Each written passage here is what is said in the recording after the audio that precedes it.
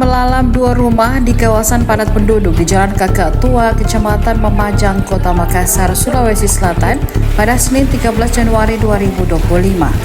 Kobaran api yang besar disertai asap tebal membuat panik warga setempat.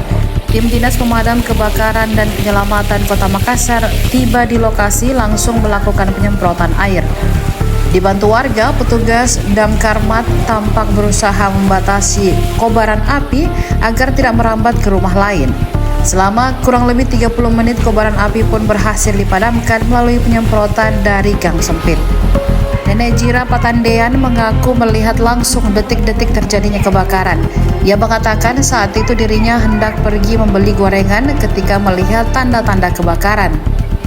Melihat kobaran api yang semakin membesar, Jira pun panik dan berteriak untuk memperingatkan warga sekitar.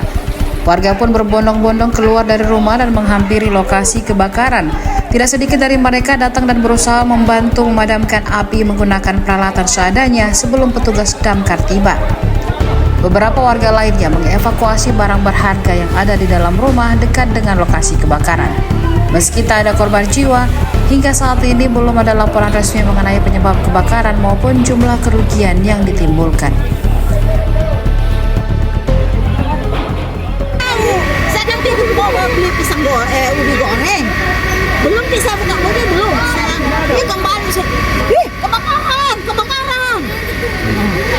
Terus Tidak tahu asal mulanya. langsung datang warga semua. Orang namanya suara itu biar tidak pakai ahli asal, karena suaranya datang semua orang.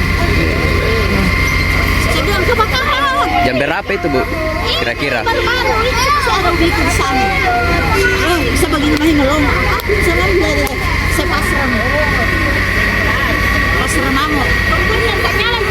Download Tribun X sekarang, menghadirkan lokal menjadi Indonesia.